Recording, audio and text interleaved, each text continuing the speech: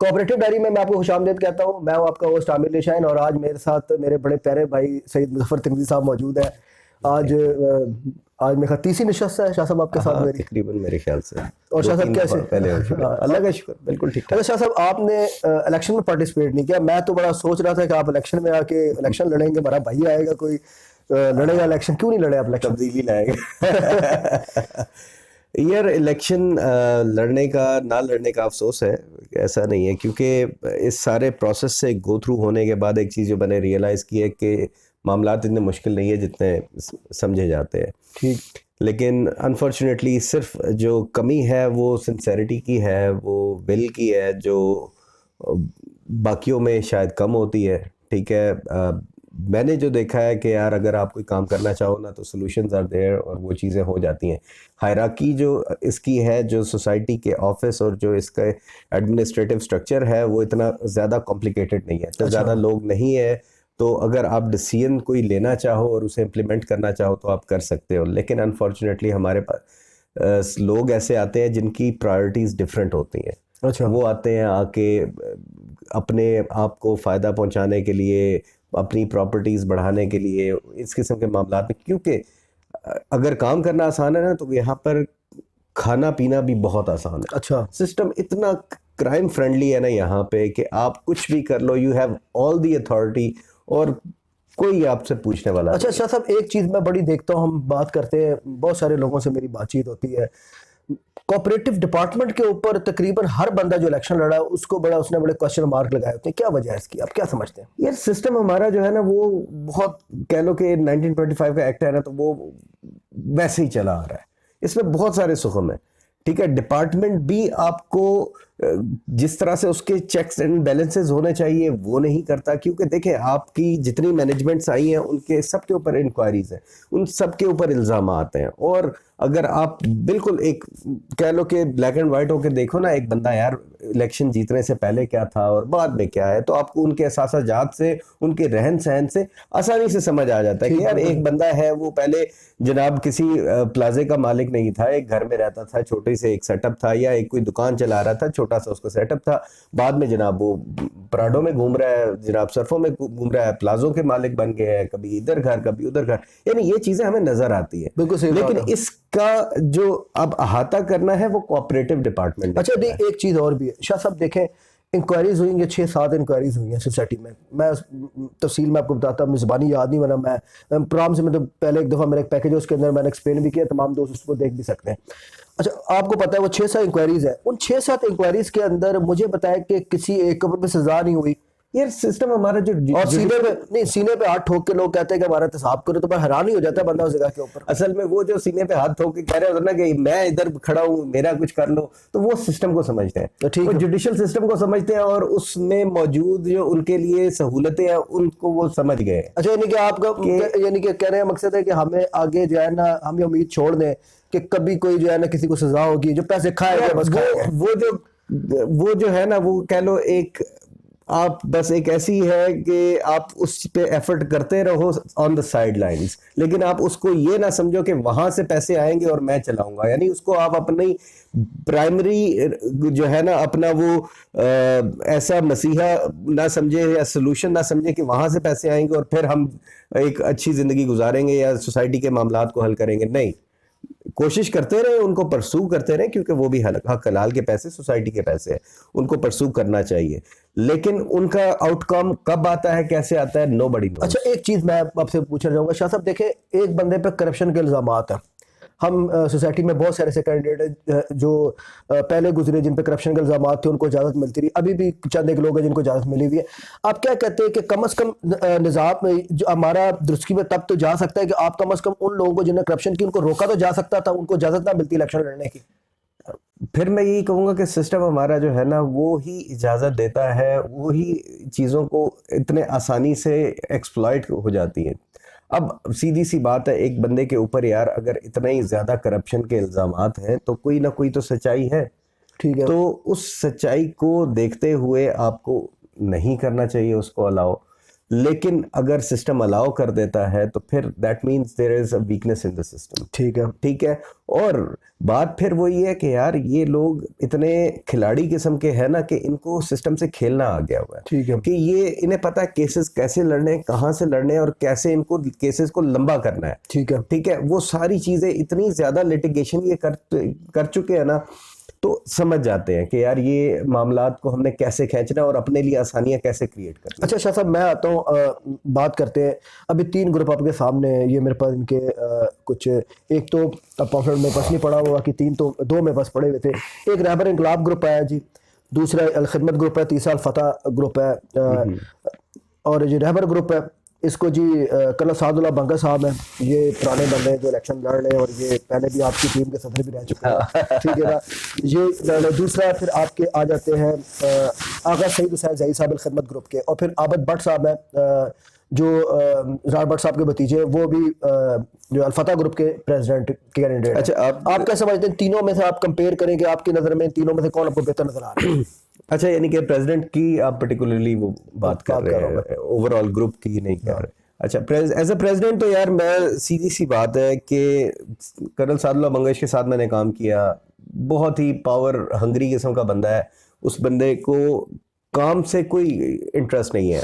ठीक है, आप कोई इसमें बुराई नहीं है कि यार आप सारी पावर अपने पास ले लो, लेकिन अगर आप में कैपेबिलिटी हो, सिंसेरिटी हो कि आप डिलीवर भी करना चाहते हैं, कोई विजन हो आपका, तो ठीक है। एक बंदा जो काम करता है ना, उसके अंदर फिर कुछ कमियां कोताहियां बर्दाश्त हो जाती है। लेकिन एक बंदा कहे कि यार नहीं, मैंने ही सब कुछ करना है या मेरे सिग्नेचर के अलावा कोई काम ना हो, तो और वो सिग्नेचर करे भी ना, काम करे भी ना, तो फिर ऐसे बंदा तो कोई किसी के काम का नहीं है। अच्छा, तो that's colonel Sadullah Bangash. Plus वो यानी कि आपको दूसरी चीज के हदीसें आपको सुनाएंगे, सारे इस्लामी टच जो है ना वो आपको देंगे। ये तो इस्लाम तो ज़रूरी है।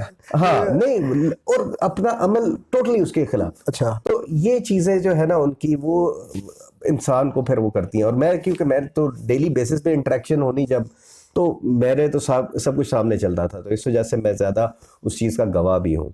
अच्छा। दूसरी तरफ आप कहे वो आबिद हफीज भट्ट हैं गालिबन। हाँ जी, आबिद हफीज भट्ट साहब है अल-फतह ग्रुप के। वो मेरी उनसे इंटरेक्शन नहीं है ना, मैं ज्यादा, लेकिन उनकी जो वजह शोहरत गालिबन उनके जो चचा है ज़रार भट्ट साहब, वो है जिनके ऊपर भी करप्शन के काफी ज्यादा चार्जेस थे। तो बहरहाल अब वो पर्सनली कैसा, मेरी कोई इंटरेक्शन नहीं है, तो मैं पर्सनली तो बहुत अच्छा लड़का कमेंट नहीं करूंगा। लेकिन ये कि क्योंकि वो सोसाइटी की पॉलिटिक्स में आज से पहले मैंने नहीं देखा उसको, और ना ही इस पूरी कैंपेन के दौरान, इलेक्शन के दौरान हमने उससे कोई एक भी बात सुनी, तो उसका विजन, उसकी चीज हमारे सामने नहीं है। बस वो ओवरशैडो हो रहा है राना उबैद साहब के ग्रुप में, राना उबैद साहब की तरफ से। हालांकि एज अ टीम लीडर भी आपको चाहिए होता है कि आप अपने बाकी मेंबर्स को भी एम्पावर करो और उनका भी। टीम लीडर तो अल-फतह ग्रुप का हकीकत बात है, हमें तो राना उबैद ही नजर आता है। वही बाकी तो जो भी है वो सारे उसके चल रहे हैं। वो समझ लें कि मुझे नहीं लगता उनमें से कोई एक बंदा भी ऐसा है कि जो कि किसी जगह पर कोई थोड़ी मुदाखलत आगे जाके जीते कैबिनेट में कर सकता है। अपोजिशन जो, अब पता है अंदर जाते तो अपोजिशन का करैक्टर वहां भी होता है, क्योंकि मुखालफत हो रही थी। तो मुझे नहीं लगता राना उबैद को वहां जाके कोई जो है ना थोड़ा सा भी उसके आगे बोल सकेगा। राना उबैद बड़ा पावरफुल आदमी है अपनी उस पूरी टीम के अंदर। अच्छा, ये ज्यादा लोग नहीं जानते, लेकिन जिस तरह मेरी ज्यादा डिस्कशन रहती है जो हमारी प्रीवियस एमसी थी उसके ऊपर, सादुल्लाह बंगश के ऊपर, इरफान, बाकी जितने लोग हैं इनके ऊपर, ठीक है, तनकीद भी मैं करता हूँ, खुल के करता हूँ, क्योंकि जो जिस चीज़ का मैं गवाह हूँ, मेरा ज़मीर यही कहता है कि यार वो चीज़ें मैं सामने लेके आऊँ। लेकिन राना उबैद साहब के बारे में लोग ये नहीं जानते कि ये भी बहुत ही अथॉरिटेटिव किस्म के अपने टाइम पे रहे हैं, कि जिन्होंने अपने टाइम पर किसी किस्म की किसी और बंदे को फंक्शनिंग नहीं करने। और आपको पता है कि यही वजह है कि हम तो गवाह थे इस बात की, राना उबैद की आधे ज़्यादा टीम तो रिजाइन करके छोड़ के चली गई थी। हाँ, और रिजाइन करने की वजह भी, अगर आप वो रेजिग्नेशन लेटर उनका पढ़े, तो उन्होंने यही कहा था कि ये बंदा खुल के करप्शन कर रहा है और हम उसका पार्ट नहीं बनना चाहते और हम रिजाइन कर रहे हैं। 6 से 7 बंदों ने रिजाइन किया था।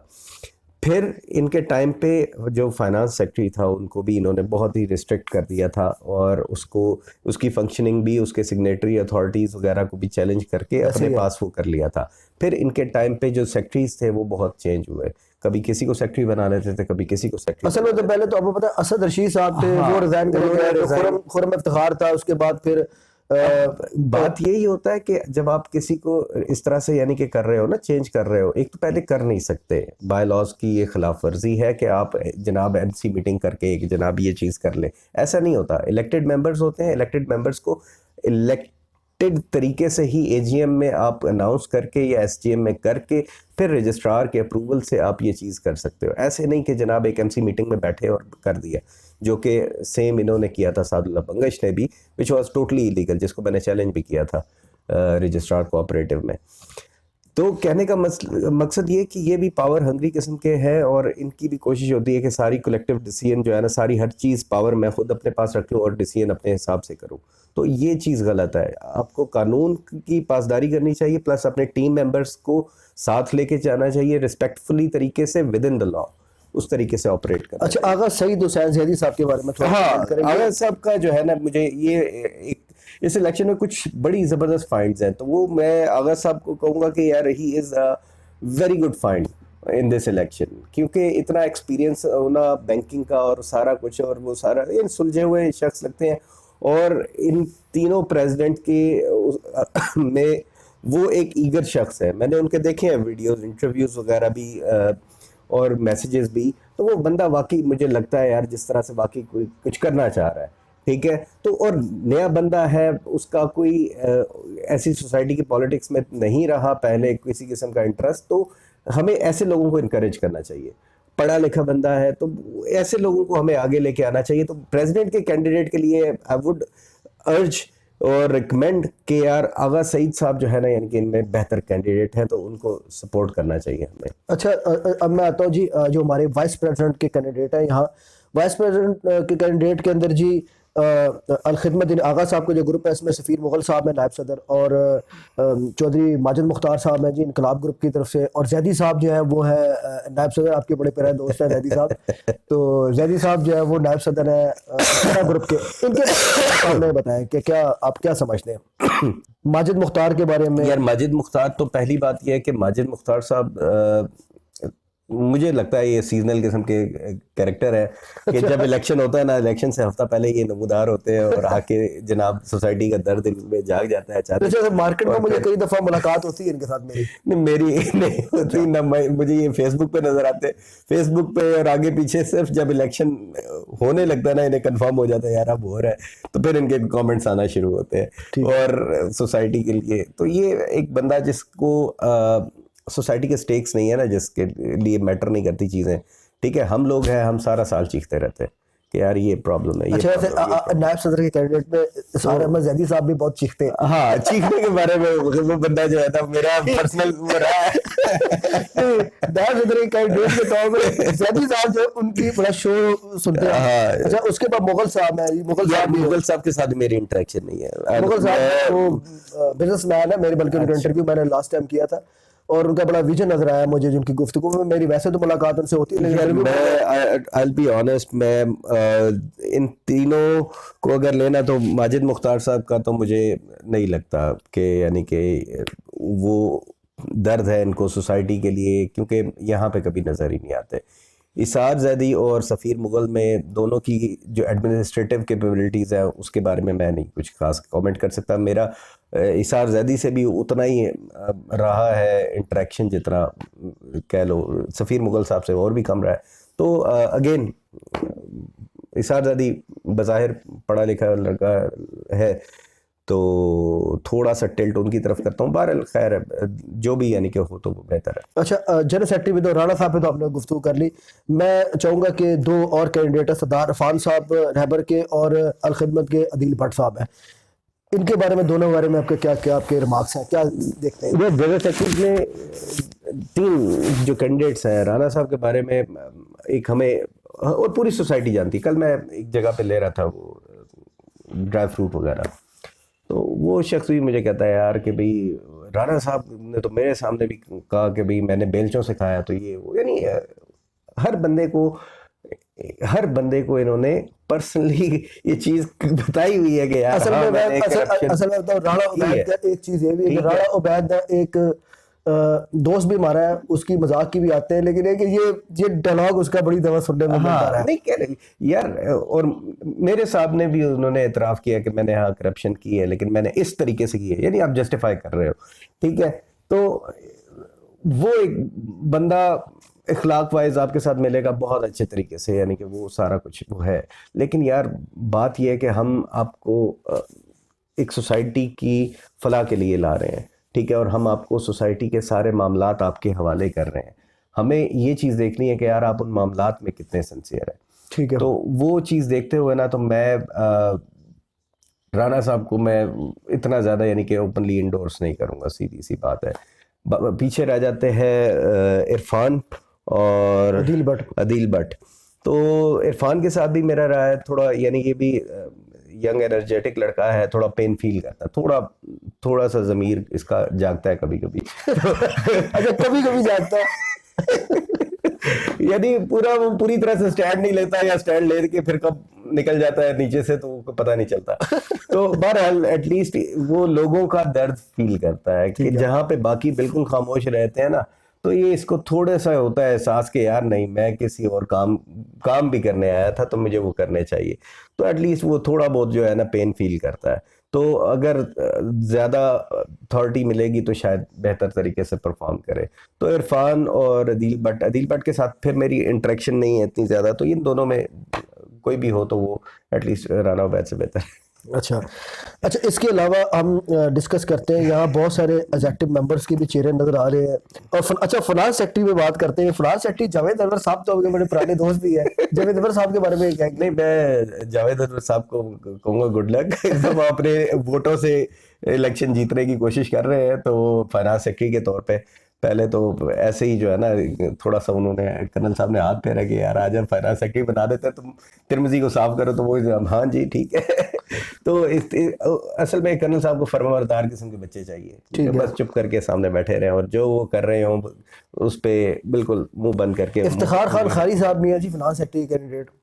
यार खारी के साथ भी मेरी ऐसी इंटरेक्शन नहीं है, लेकिन फाइनेंस सेक्रेटरी की सीट जो है वो बहुत ही इंपॉर्टेंट सीट है, ठीक है। इस सीट के ऊपर कोई ऐसा बंदा होना चाहिए जो सिस्टम को समझता हो। है ना, फाइनेंस सेक्रेटरी दोनों अहबाब जो है वो मुझे इतने मजबूत नजर नहीं आए। आपकी बड़ी मजबूत पर्सनालिटी थी फाइनेंस सेक्रेटरी के वाले वो वही बात है। इवन मैं आपको ये बताऊं कि इवन इतनी मजबूत पर्सनैलिटी होते हुए भी सिस्टम अगर आपको एक्सप्लॉइट कर लेता, तो ये लोग हैं, तो ये तो ना 3 में ना 13 में, क्योंकि इनमें तो खड़े होने की, स्टैंड लेने की कोई किसी किस्म की सकत ही नहीं है। असल में देखें बात यह कि शाह साहब जो भी सीट इसमें है, अपनी सीट का जो है ना इंसान को नॉलेज भी होनी चाहिए, और फिर उस लिहाज से आप पावरफुल पर्सनालिटी भी आपकी होनी चाहिए। इवन द एग्जेक्टिव मेंबर बड़ा पावरफुल होता है अगर वो किरदार अदा करने पे आ जाए। एग्जेक्टिव मेंबर क्या, इवन सोसाइटी का मेंबर भी आपका लेके जा सकता है पूरी एमसी को वहां पे। लेकिन सिस्टम ऐसा है ना कि अब आप जब भी कोई एमसी के ऊपर आप कोई इंक्वायरी करोगे या एप्लीकेशन के खिलाफ दोगे, तो आपको लाहौर में बुला लेंगे। अब जो यहाँ पे सोसाइटी हमारी यहाँ पे है, हमें हर चीज़ के लिए लाहौर या डीआर ऑफिस जाना पड़े तो आम लोग अवॉइड करते हैं। वरना even member of society, ordinary member of society is very powerful. अच्छा, और बायलॉज उसको काफ़ी एम्पावर करते हैं। अच्छा शाह साहब, ज्वाइंट सेक्रेटरी के ऊपर आते हैं। ज्वाइंट सेक्रेटरी पे डॉक्टर अजहर रांझा साहब हैं, इन पे तो भी मेरे ख्याल एलिगेशन लग रहा है, कोई इस किस्म की गुफ्तगू चल रही है। मलक सलीम साहब है, और उधर से एक आपके ज्वाइंट सेक्रेटरी के कैंडिडेट जो अलफता ग्रुप के, मेरा नाम नहीं ज़हन में उनका आ रहा, ईमान साहब है कोई, आई थिंक नदीम ईमान साहब। इनके बारे में अब क्या आपके रिमार्क्स हैं? क्या यार नदीम अवान साहब को मैं नहीं जानता हूँ, नदीम अवान साहब से मेरी भी कभी गपशप रांझा साहब को यानी कि इनके साथ मेरी थोड़ी बहुत लिमिटेड सी इंटरेक्शन रही है। अच्छे शख्स हैं और काफ़ी कह लो कि बैलेंस्ड किस्म की पर्सनैलिटी है। लेकिन मुझे यानी लगता नहीं है कि इनके जो केस चल रहा है, जो इनके मुश्किल लग रहा है। अनफॉर्चुनेटली वो हो गए हैं, डिस्क्वालीफाई हो गए हैं, अपील में भी गए थे, डिस्क्वालीफाई हो गए। लेकिन बंदा मुनासिब है। हाँ जी, बंदे तो बहुत अच्छे हैं। एक होती है साजिशें करने वाला बंदा। मैं क्योंकि हमारे दौर में ना मैंने इस चीज़ों को बहुत देखा है। अच्छा शाह साहब, एक सवाल मेरा आपसे, मैं बल्कि पिछले मेरे दोस्त है फयाज खान साहब, उनके साथ भी मेरी बातचीत हो रही थी, आपसे भी मैं चाहूंगा आप इसके बारे में आप भी अपने रिमार्क्स दें। या प्रॉपर्टी डीलर को इलेक्शन लड़ने की जो इजाजत नहीं है, आप इसके बारे में क्या कहेंगे? प्रॉपर्टी डीलर जो है वो भी एक मेंबर तो होता है, अगर मेंबर के तौर पे उसको क्यों रोका जाता है? इसकी निस्बत अगर आप देखें बहुत सारे और भी पेशे के लोग हैं जिनको सबको इजाजत है। ये फंडामेंटल राइट्स की क्या ये वायलेशन नहीं है कि आप एक बंदे को इलेक्शन लड़ने की इजाजत ना दें? यार ये बात वो है कि इसको डिबेटेबल है, लेकिन आपका जो है ना क्लैश ऑफ इंटरेस्ट आ जाता है, कॉन्फ्लिक्ट ऑफ इंटरेस्ट है इसके अंदर प्रॉपर्टी डीलर का, क्योंकि सारी आपकी सोसाइटी निशा साहब आप देखें, मुझे एक बात बताएं, आप भी अंदर रहे एमसी के साथ रहे, क्या आप नहीं जानते कि आपकी एमसी के अंदर भी कुछ लोग थे जो प्रॉपर्टी का काम करते थे? आप ऑफिस नहीं बनाया हुआ था उन्होंने, बाकी मेरे ख्याल में एक दो बंदों को छोड़ दे, बाकी सभी प्रॉपर्टी का काम करते थे। गलत है ना, पिछली एमसी भी करती थी, और अभी भी ये कैंडिडेट्स बहुत सारे हैं, इनमें से मैं समझता हूँ 80% ऐसे लोग हैं जो खामोश प्रॉपर्टी का काम तो करते हैं। देखो गलत बात है ना, हमें ये देखना है कि एक चीज सही है या गलत है। अगर आप वहां पर जाके आपकी प्रायोरिटीज सोसाइटी नहीं है और पर्सनल बिजनेस है तो फिर वो गलत है, ठीक है। क्योंकि यहाँ पर जितने ज़्यादा प्रॉपर्टी डीलर्स ज़्यादा इंटरेस्ट इस वजह से लेते हैं क्योंकि उनको पता है यार सोसाइटी ऑफिस में जितना लेन देन है प्रॉपर्टी का वो होना है सोसाइटी ऑफिस में ही है, और जब वहाँ पर लोग आएंगे और कोई अपनी प्रॉपर्टी के बारे में इंफॉर्मेशन लेंगे या कुछ भी करेंगे या लेन देन करेंगे तो वो वहीं से कह लो कि सोर्स पे ये बैठे होते हैं प्रॉपर्टी डीलर्स, और वहीं से वो अच्छा सर देखिए, रजिस्टर्ड और नॉन रजिस्टर्ड डीलर्स होते हैं हमारे सोसाइटी में, जितने भी रजिस्टर्ड डीलर तो कोई है ही नहीं है ना। तो या बाकी हाउसिंग स्कीम जाए तो वहाँ तो हाउसिंग स्कीम्स में आपको मिलते हैं रजिस्टर्ड डीलर, लेकिन एयरपोर्ट सेटिंग तो कॉन्सेप्ट कोई नहीं है। इसमें तो जो तराजाल लगे कई लोगों के ऊपर लगता है, वो रजिस्टर्ड डीलर तो उनमें कोई भी नहीं है। नहीं रजिस्टर्ड वो तो कॉन्सेप्ट हमने दिया ही नहीं ना सोसाइटी के अंदर। एक होना चाहिए कि आपके अपने रजिस्टर्ड प्रॉपर्टी डीलर्स होने चाहिए, इससे एतमाद भी बढ़ता है। तो वो चीज़ होनी चाहिए कि आपके अपने ही आपके बताए गए हों, हर आया गया जो है वो ना हो, एक और वो registration against certain amount of money होना चाहिए। तो वो फिर ये है कि वो सोसाइटी के लिए एक इनकम का भी सोर्स बन जाता है, ठीक है। प्लस एक उन लोगों में भी कॉन्फिडेंस आता है कि यार ये रजिस्टर्ड बंदा है सोसाइटी से, तो मैं इसके साथ अगर डील कर रहा हूँ मेरे साथ दो नंबरी नहीं होगी, ठीक है, ये कोई ऐसा हवाई बंदा नहीं है। तो ये काफ़ी सारी इकदामात अच्छे वो पहलू रखते हैं इसमें, तो वो होने चाहिए। और फिर उनको इलेक्शन में अगर वो पार्टिसिपेट, अगेन ये वो चीज़ें हैं जो बाय लॉज में चेंज करने वाली हैं। अगर लोग समझते हैं, मेजॉरिटी समझती है कि यार इसमें कोई कबात नहीं है तो इसको हटा दें। एजीएम नहीं हो रही बड़े अरसे से, क्या कहेंगे इसके बारे में? बड़ा राणा बैद के दौर में भी कोई नहीं हुई, आपकी जो एमसी थी ये लास्ट, इसमें भी कोई मैं कहा 6-7 साल हो गए एजीएम हुए हुए, 6-7 साल ही हो गए हैं। और ये हमने कोशिश की थी इसको कराने की, लेकिन अनफॉर्चुनेटली अपनी ही कोताही की वजह से वो नहीं हो पाई थी, क्योंकि हमने परमिशन नहीं ली थी यहाँ पे इसको करने के लिए। एनओसी आपको चाहिए होता है। वीवर बस गलती हुई हमारे से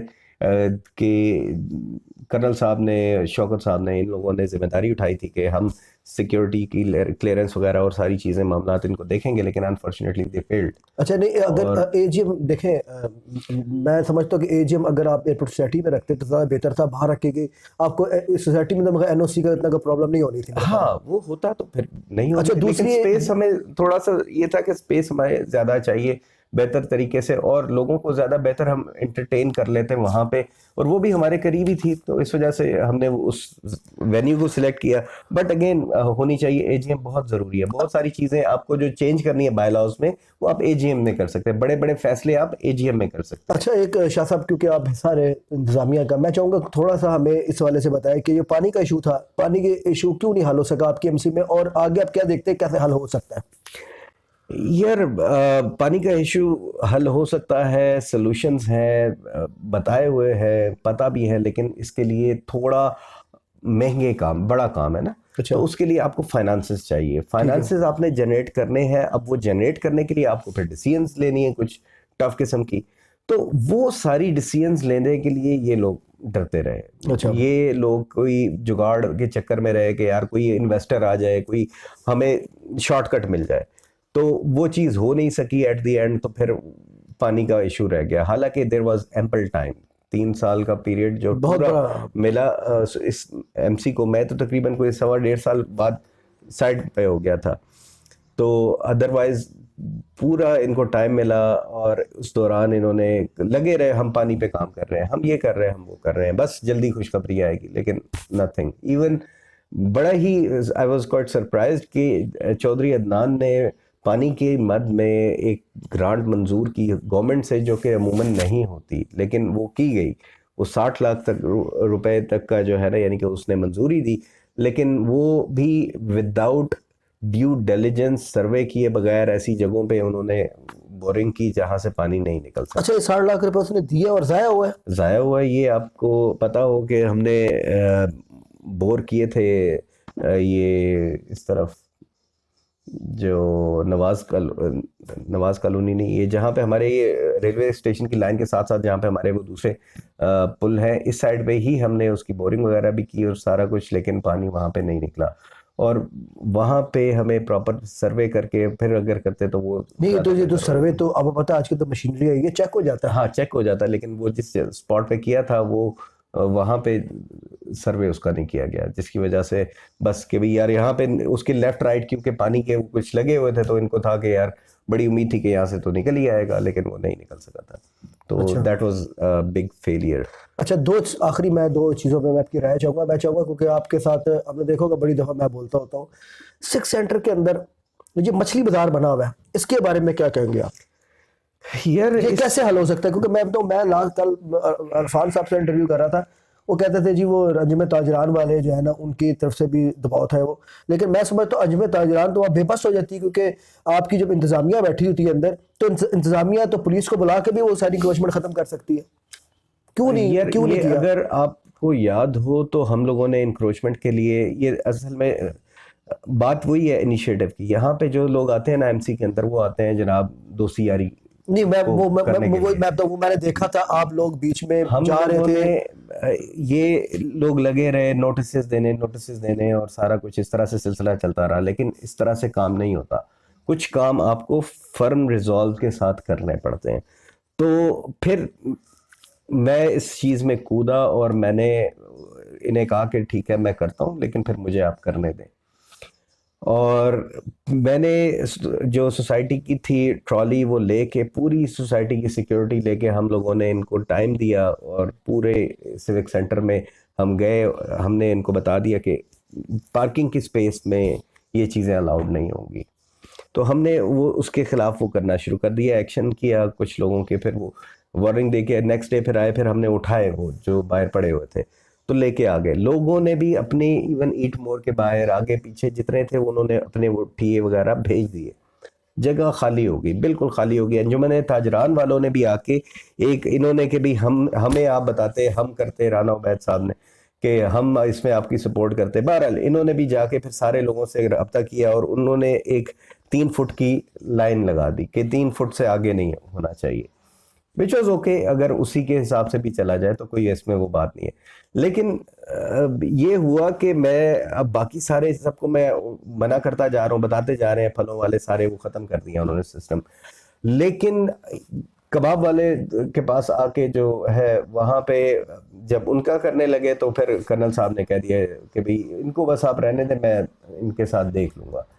तो मैंने उनको कहा यार ये तो नहीं चलेगा इस तरह से, बिल्कुल ठीक कि है। आप अगर बीच में एक्सेप्शंस क्रिएट करेंगे, दोस्तियां यारियां देखेंगे, तो वो बेचारा गरीब जो एक चिप्स लगा के बैठा हुआ है, तो उसके बर्गर लगा के वो बैठा तो हुआ बहुत छोटी जगह पे बैठा है। है। हाँ वो उसकी उससे इतना ज्यादा वो परेशानी नहीं क्रिएट हो रही, और एक को अगर शायद देंगे तो वो बाकी आप अगर देखें ना, तो जो राणा वैद की जो अब दुकान है, हाँ उस जगह के सामने भी आपको इंक्रोचमेंट बहुत नजर आती है। फिर जो बैक साइड पे आप चले जाते हो, जीएस बैंक के सामने वो जो कबाबों वाले बैठे, हर जगह पे इतनी ज्यादा इंक्रोचमेंट हुई हुई है कि वो अब हैरान हो जाते हैं। और मैं आपको बताऊं, फिर दूसरी बात है कि सड़क आपने देखी कि दाएं पे बड़ी टूट फूट का शिकार है। इतनी मैं कहता हूँ क्या क्या मैं उसके बारे में कहूँ कि सड़कों की जो हालत रही है यार और वो फिर एक जो आप देखें, जो बाहर से बंदा जाता है, जो बच्चे औरतें जा रहे हैं वो भी तंग पड़ते हैं, जो ड्राइविंग कर रहा है। मैं देखता हूँ कि शाम के टाइम या फिर जब इनका प्रेशर टाइम होता है ट्रैफिक का, उस वक्त इतना ज्यादा लोड होता है कि लोगों के लिए मसला बना होता है।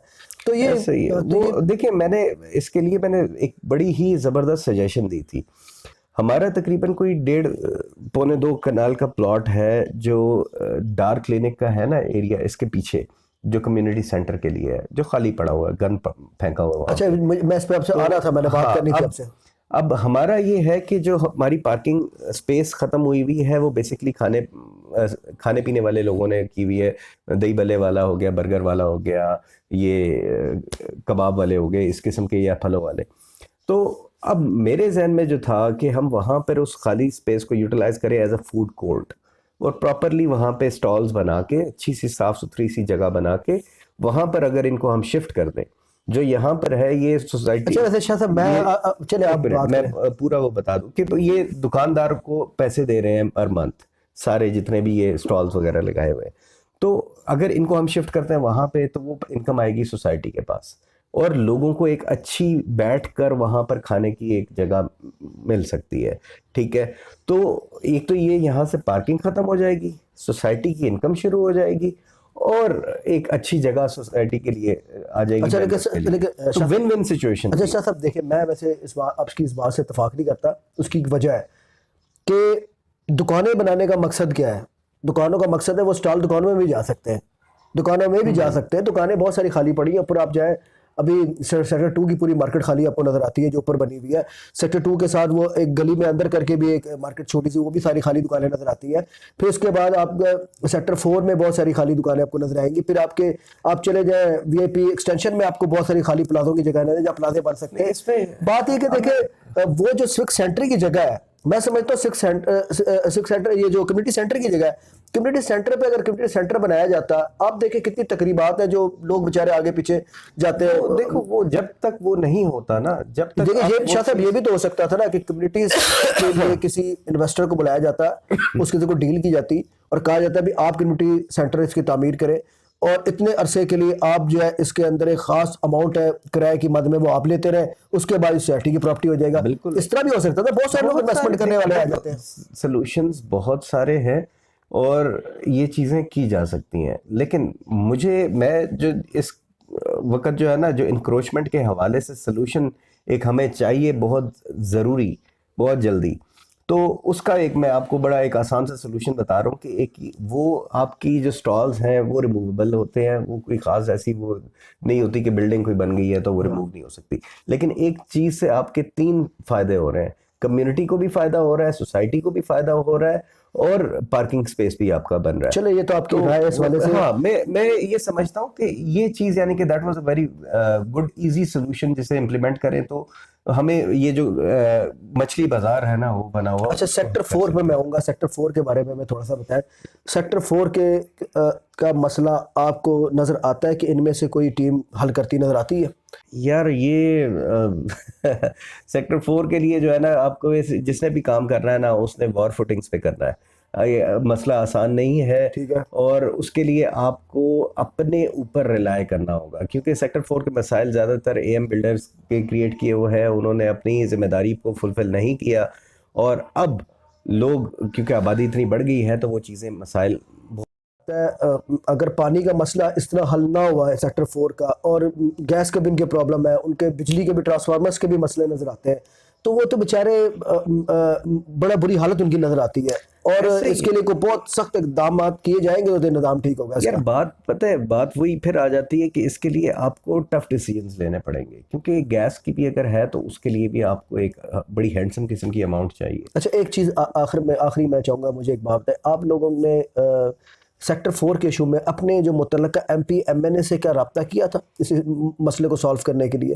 बहुत मुतअद्दिद दफ़ा मीटिंग चौधरी अदनान, क्योंकि चौधरी अदनान साहब हमारे एमपी थे यहाँ के, और हमारे राजा बिशारत साहब जो है वो कोऑपरेटिव मिनिस्टर थे, और इनके ज़रिए नान के ज़रिए आप अप्रोच करके उनसे रब्ता कर सकते थे कि भाई कोऑपरेटिव मिनिस्टर साहब इसके ऊपर थोड़ी अपनी नज़रसानी करें, हमारे ये मसाइल है, इसके ऊपर कोई। हमने असल में किया था बहुत दफ़ा, और वो पानी का मैंने आपको जो इससे पहले बताया वो चीज़ भी उसी की ही एक कड़ी थी। सक्सेस था हमारा कि उन्होंने इस चीज़ के लिए हमें वो किया, सपोर्ट किया, और लेकिन उनके भी थोड़ी सी बाइंडिंग्स आ जाती हैं कि कोऑपरेटिव लॉ जो है ना वो उनको नहीं, वो तो मुझे पता है कोऑपरेटिव लॉ इजाजत नहीं देता, लेकिन शाह साहब एक चीज़ है, कम अज़ कम चौधरी अदनान साहब और जो अगर रब्ता करते कोऑपरेटिव मिनिस्टर से, वो कम अज़ कम कोऑपरेटिव के सेक्रेटरी को बुला के पूछते, आया ये जो इंक्वायरीज हो रही है ये क्यों नहीं कंप्लीट हुई, और आया ये जो आपके अभी तक जो मसाइल हैं जो इन बिल्डर वाले, उसके बारे में क्यों नहीं चेक किया गया?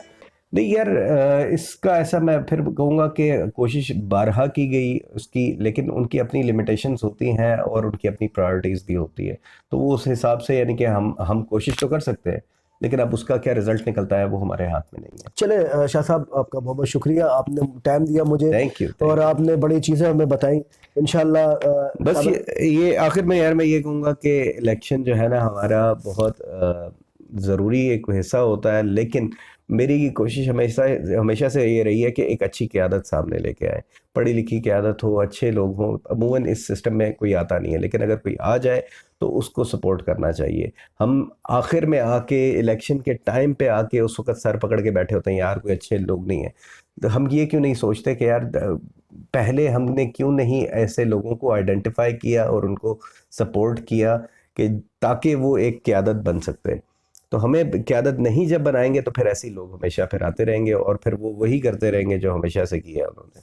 चले शाह साहब, बहुत बहुत शुक्रिया आपका, आपने टाइम दिया। इंशाल्लाह आगे भी आपसे मुलाकात रहेगी और आप हमें प्रोग्राम में आते रहा करें ताकि जो है ना कोई सोसाइटी की आवाम को जो है ना कोई बेहतर जो है मुफीद किस्म के मशवरे देते रहे। थैंक यू आमिर यार, आप भी बड़ी एफर्ट करते हो ये सारी इश्यूज को हाईलाइट करने में। मैं देखता रहता हूँ काफ़ी प्रोग्राम्स वगैरह। बहुत शुक्रिया। तो बस अल्लाह ताला आपको भी हिम्मत दे, क्योंकि बात वही है, इंफॉर्मेशन से क्लैरिटी आती है और इंफॉर्मेशन जो है वो आप लोग देते रहेंगे तो इंशाल्लाह और बेहतर होता है। कुछ लोग आइडियाज भी बताते रहते हैं। हाँ वो भी मैंने सुने थे। चलिए शाह साहब, बहुत शुक्रिया आपका। अगले प्रोग्राम तक के लिए अपने होस्ट आमिर अली शाहीन को इजाज़त दीजिए, फिर इंशाल्लाह मिलेंगे किसी नई पर्सनैलिटी के साथ। अल्लाह हाफिज़। अल्लाह हाफिज़।